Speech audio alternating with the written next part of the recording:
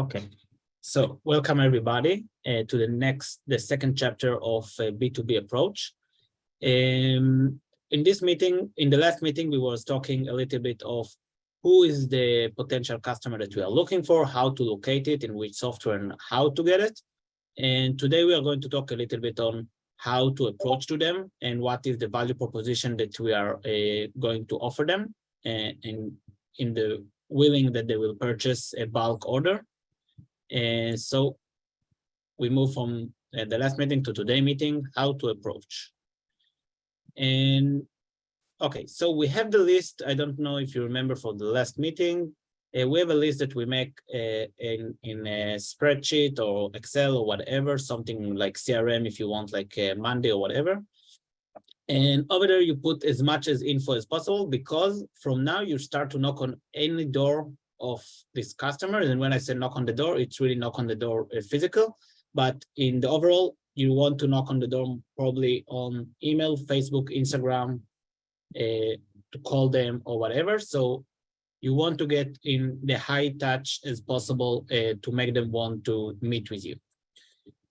So there is a list of places that actually I think that I made it for Richard. So Richard, sorry that I show your secret list here, but it's something that is like ready to go, and mostly for him, for a customer like yours, to go and start to approach to them and to try to make them to get to an appointment. And I think that this is like the key goal that we have here, is how to get to appointment with the shop owner, part of the business, someone that takes a decision inside the business. So after we have all the list, we start, and this is something that is subjective, and it's not something that it's objective, but it's something that I think that it's the easiest, the most efficient way, and the thing that will increase your potential way to get to customers. And I will say it like that, it's still because we are going to do it in high touch and less in low touch by digital marketing. So we are going to start probably with phone call. And the reason to do phone call and not knock on the door, because this is, let's say that this is the two options that I'm really, really believing them. Because in Instagram, it all can go to the request, or they can, if you're part of 100 messages that they get. Facebook is the same, email, no one open emails, and mostly like it's all the time promotion. And phone and knock on the door, it's mean that they're going to have two parts. One of them is to meet you, and the second part is to hear for first sight the story, and maybe also to touch the products. So I would say that phone is the easiest, because you can sit in your house and look on the list and try to build for yourself a route. It's mean that you're looking for one area in a city or something like that. And I will skip a little bit because I make it here. You make like a trip that you want to do, to go in one day to meet them. So what you're doing, you just call them and start to give them some idea of what you are doing, in the meaning that in the end you want to knock on the door, not really to knock on the door, but to come to a store and to present your product that you want to sell for them. So we added some of like script on how to talk with this person. It's something that it's super personal, and each person is different, and each person need a little bit a different storytell, but this is like a template for that. We have everything inside the drive. After that, we share with you all the content that you can utilize and play with that, and to put your personal info inside, and to start to try it if you want. But in overall, there is like the sales just to come and to be super strict. I come to sell. I'm a salesperson. You don't want to hustle them. You don't want to do stuff, but you tell them the story of 3D printing. And in the end, like one of the end goals that we learned is to bring them a free samples. Free samples, I will call like the Trojan horse inside the store. That first of all, they meet with the customer, with the product, and the other part is the customers of them meet with your products. And there is a chance that they all purchase, and then let's be honest, they will probably try to order soon as because they understand the possibility here. And in the other hand, they will get feedback and they will see the reaction of the customer. And if they're good, they will willing to talk with you and go further in to understand your catalog. Over here, you put a lot of like the value proposition. I think that we talked about in the last meeting, but about the possibility that 3D printing bring to the world, about minimal orders. You can control the size, shape, colors.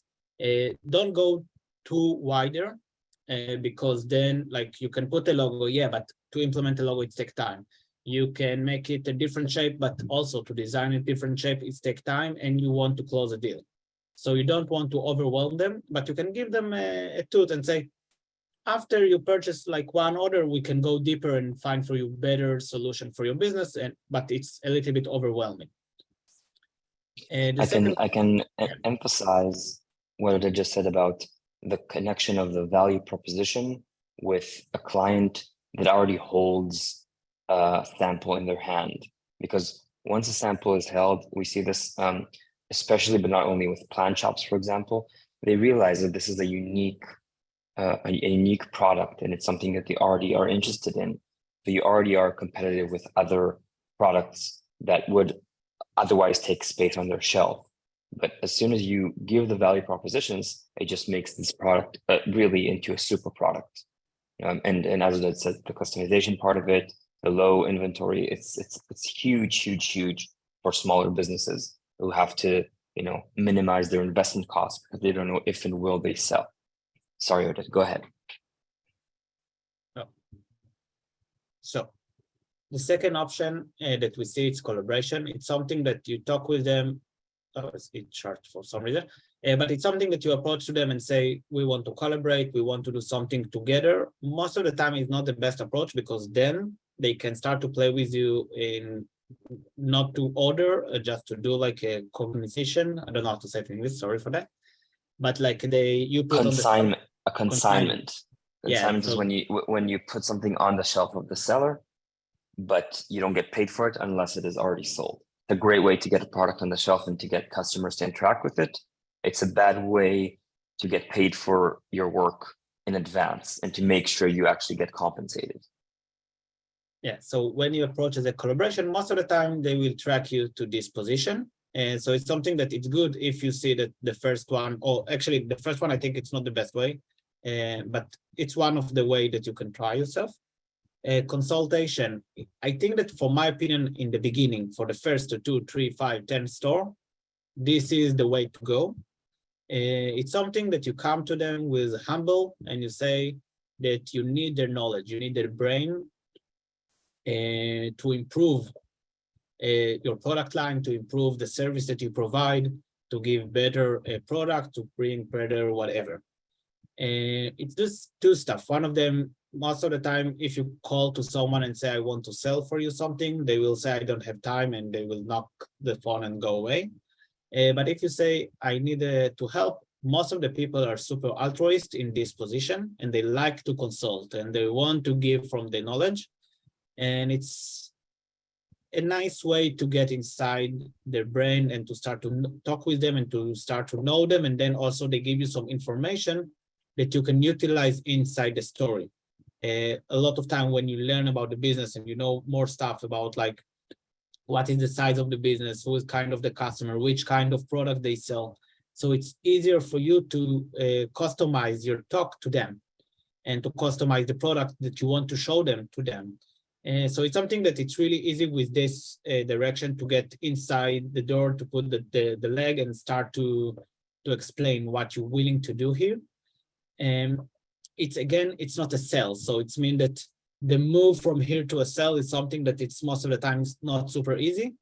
But again, I think that when you move and you succeed to get inside the store and to provide them product for samples, and so you have the more potential to make them as a buyer, because they have the product, maybe someone again purchase it, and then they already get some revenue from that, and they're willing to invest in that.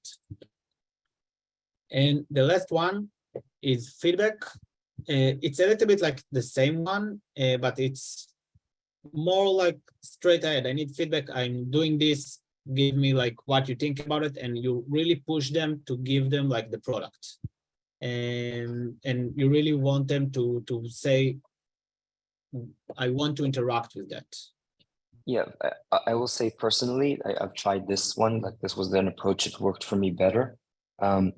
There's something more humble about the fact it's like collaborating, right? You're not actually pushing a sale, so it's easier to get a connection. And there's something humbling in that approach.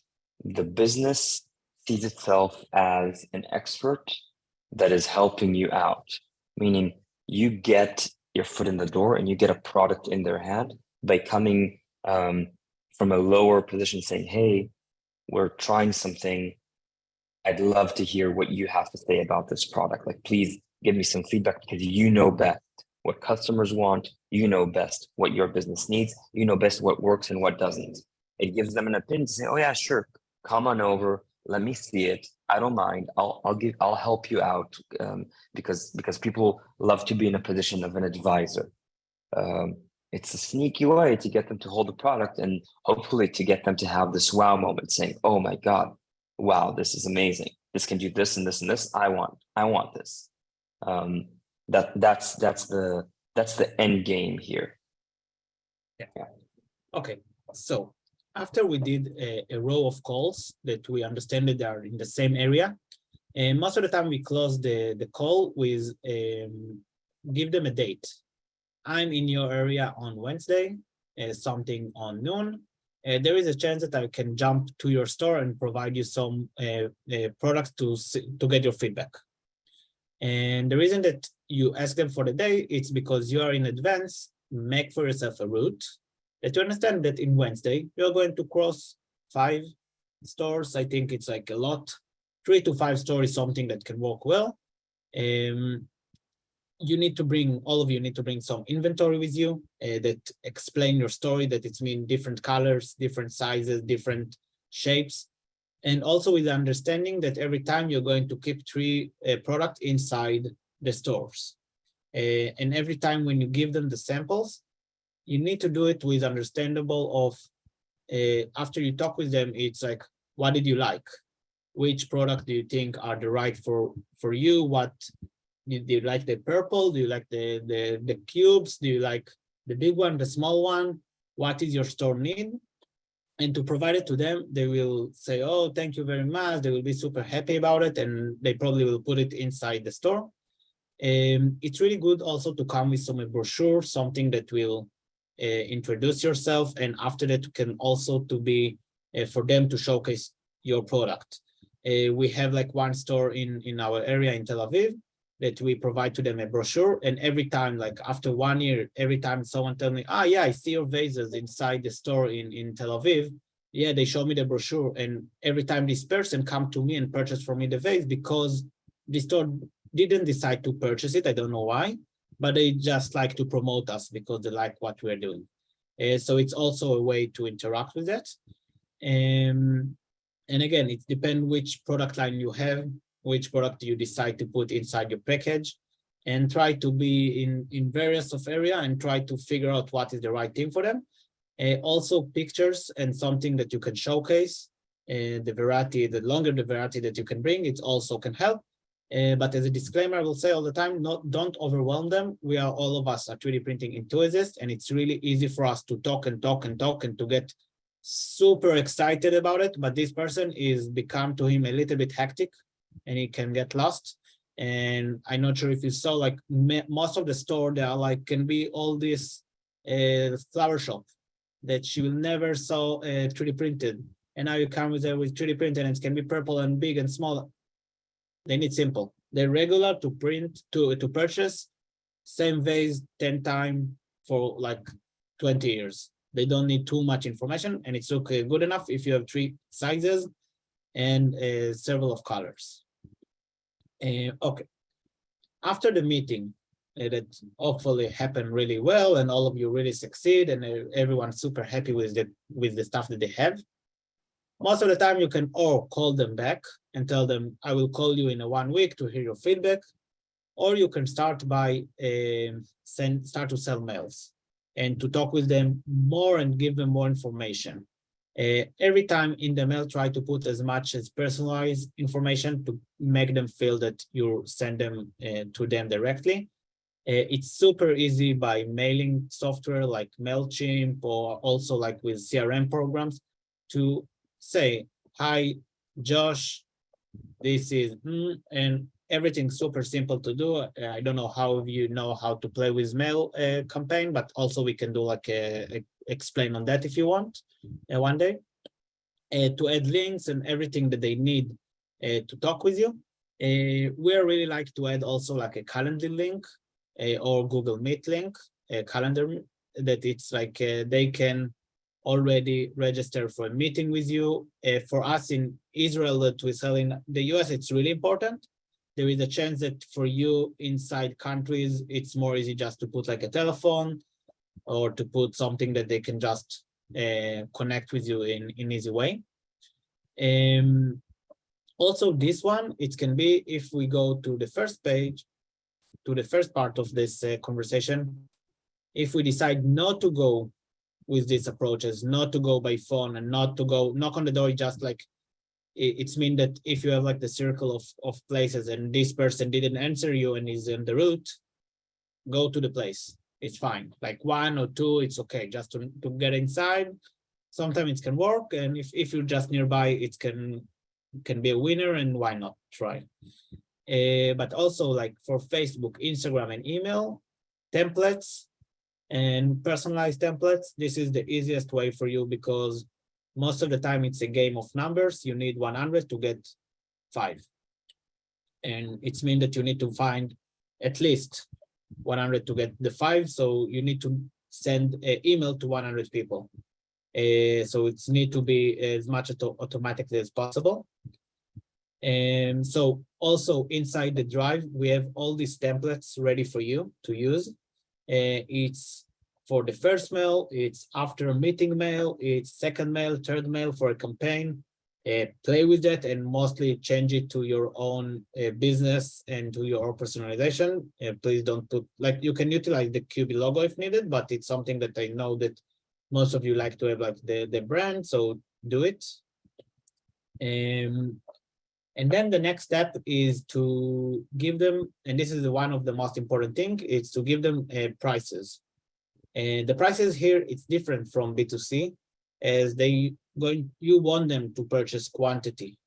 You want them to purchase a big order, and you want it to be simple as possible, exactly like B2C, but maybe a little bit more.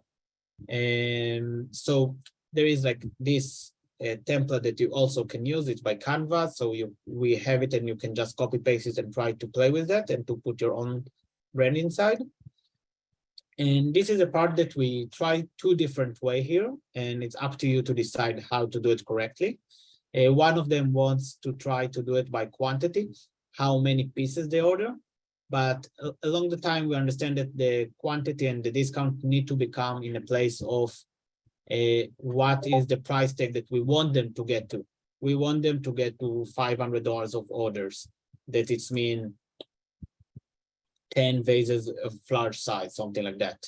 We want to push them to get to this point. And then, as we say in the last meeting, I think it was Mark that gave us this info about how easy it's become after you have the same order 10 times, that you need to print a lava vase in medium 10 times. You just click the play, go, and it's most of the time super efficient. So I think this is like in the overall, from beginning to top. I want to ask if there is someone that already tried to go to businesses and can give us a little bit insight of how it was for him and what he did over there. Everything that you can elaborate for that. I'm sure it would be more easy for me to get inside and help and to showcase more stuff.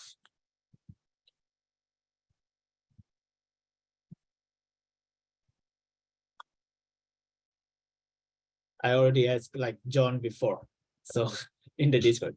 Oh, John, Richard also said that he can on the chat. Yeah. Just now. So we love both of you, John and Richard, whatever, like whoever have the can give us a info, it will be amazing.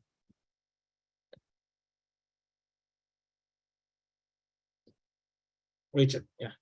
Yeah, so I can start. Yeah, so basically, to be honest, obviously I've had a look at your spreadsheet, and I've contacted a couple of those people. I haven't actually been to see them, but I have contacted some other places which are actually closer to home. So I've actually got an office on a high street in a town just by me. So I've got there's a flower shop. So this is an interesting one. It's a kitchen design company, and it's called On the High Street, but basically it's almost like I want to say a creative hub where they have local artists and things like that selling in there. The creative hub obviously has been very receptive. Unfortunately, due to time constraints, I haven't advanced it as much as I should, but that has been very positive. But I think that's kind of a natural fit anyway. The flower shop, positive as well, but they one of the concerns on their side was the fact that they just want to focus more just on the flower side of things. So they do have a small shop, but again, it's that's kind of their focus. I think they are open to it. I just need to kind of go in there and chat to them a little bit more. And then the other shop, which doesn't actually sell the products. They don't sell like small products. They literally design kitchens for people and obviously work on those contracts. But what I've done is I've got some of the vases and things like that in the shop to just get feedback from people. So yeah, that is essentially an ongoing process just to get feedback. And what I've done is I stuck a QR code on the bottom of the vases so people can literally just get in touch and provide feedback. So that's literally the extent of what I've done so far. Amazing. And there is some people that have the product inside their store or something like that that you already provide to them, or not yet? No, not yet. Yeah, okay. I have a, can I chime in, Oded? Yeah. Richard, I have a suggestion for what works for us with flower shops, which got them really excited. Those who are mainly focusing on flower arrangements, one of the products that they are missing most are actual containers for flower arrangements. So if they do centerpieces or packages, one of the things they often use is they take very small, about 2-inch high boxes that they usually put some sort of sponge inside, and they make a flat flower arrangement in. And when they saw the Calafat company vases, for example, we offered actually to do a very, very short version of these vases. So we just basically cut them down to a very short height and actually used a very a small nozzle to make these kind of very cheap containers that we were able to. They wanted to pay a lot for them because anything else in the market has is very cheap. So this is an interesting approach to come with, because if they want to focus on the flowers, these are things that they usually really need. That's a really good tip. Thanks for that. We have some models that we've already created, so you can contact later and we can even send them to you. I think we still have them around. I think that also Calafat did like a last like it makes like a really nice ball in the last months. Yeah. And John, there is a chance that you also can give us some from your story.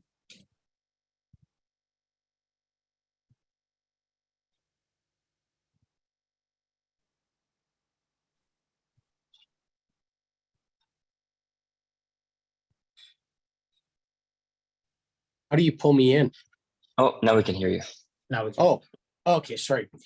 So we had a list of about 12 that we thought we would try initially. I'll kind of group those 12 because then it'll make a little more sense. The first 8 of them would be flower. I think I referred to them more as a bouquet shop than a flower shop, right? Because 95% of their business comes from their website, and it's just people ordering some arrangement of flowers that goes to girlfriend, mother, whatever on, no one actually talks to anyone. It's just an auto order. When I went in and spoke to one of them, I kind of did a combination of your consultation feedback, because, you're walking into a store for the first time and you have no idea what they sell. You have no idea what's on the shelves. You have no idea of their product. So I don't think you really can just phone them and try and do something. You kind of need to at least walk their sales floor in order to make appropriate suggestions. So when we went into one of the first of the 2 flower shops that I went into, basically what they told me was, again, more than 95% of their business comes from their website, and it rarely involves any sort of pot. Everything goes out with those little one-off plastic spikes that each flower is in individually, that gives them 6-8 hours worth of water or whatever. So they don't really do pots, but they acknowledge they have the odd walk-in traffic and they have the odd custom order. So what they said was, really, they wanted to know more what the prices would be like. So they asked if they could have some photos and pricing sent to them, but that was kind of the extent of it. It was not their focus or what they did.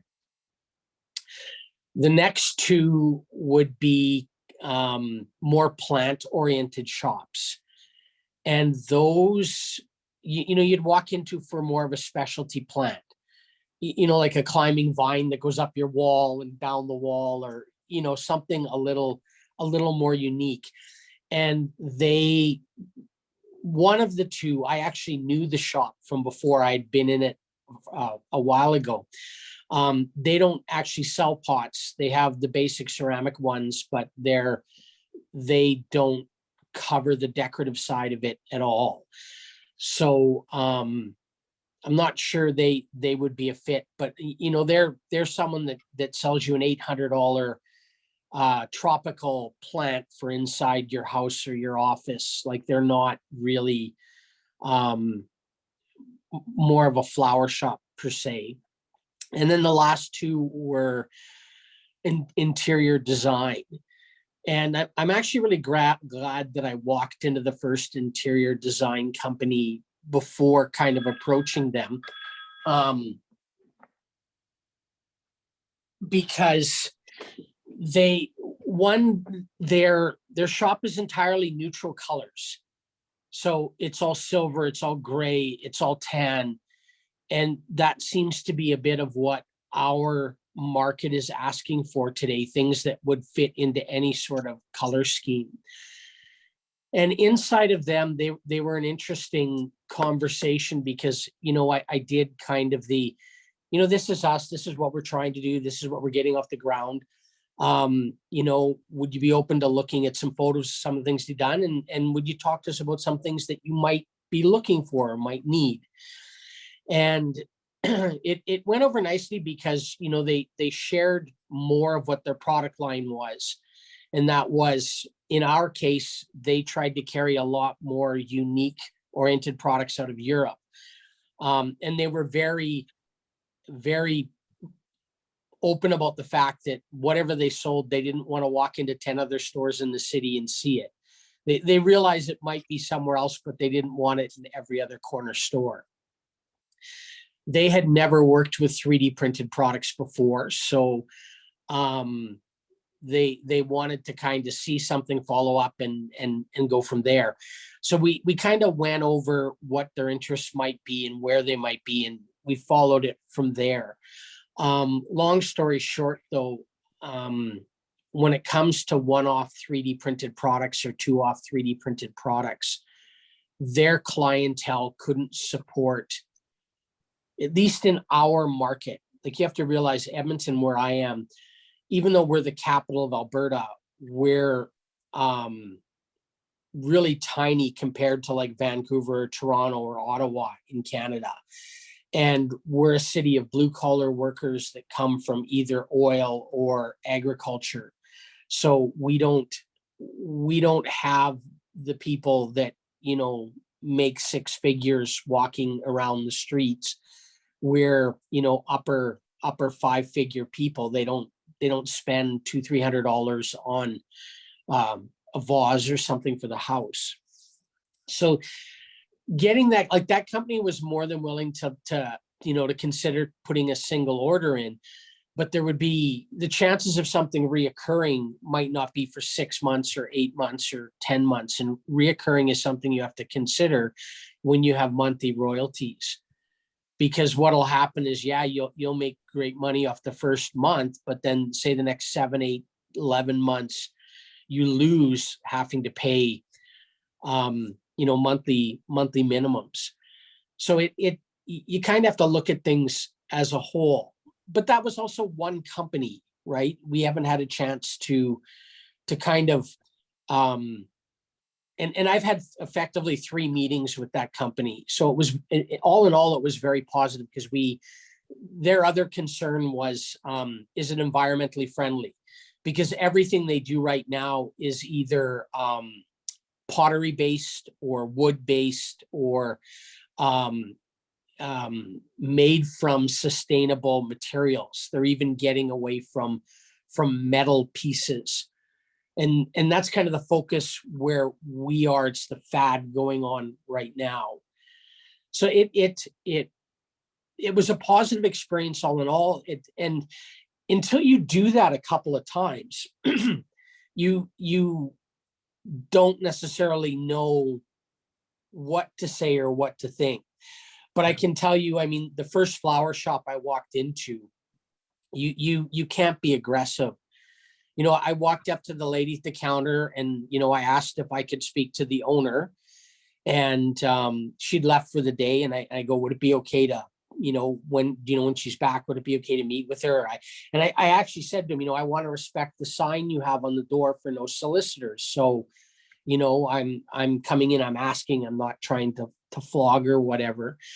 And the one thing they said is, you know, you won't have a problem. She's in tomorrow morning. You're not the aggressive, pushy site, which is what the sign was meant for.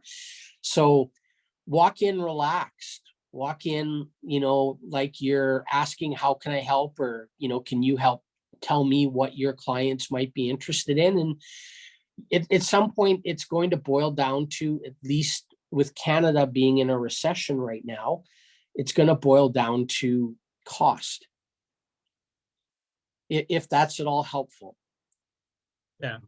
No, I think it's like, again, from A to Z, that it's again, I think it's like exploration that also we are doing every time, of like, what is the value proposition and how we are against other possibilities that are in the market. And it's the easiest way to do it, and we're not without the need to invest too much, because to build a site and start to promote, it's going to be costly. To design everything and to make your own catalog will take a lot of time and a lot of effort that will going to cost a lot. And I think it's like a good way to start to understand where your business willing to focus on. And it's also, right now we start with vases and planters, and there is a big possibility it will be lampshade for you, and it can be like functional stuff that we will start to bring to the table. Right. Was that, or is there other things you wanted to talk about? No, I think it's fine. Okay, perfect. Yeah, okay. So everybody who's not here is going to miss out on all this great conversation.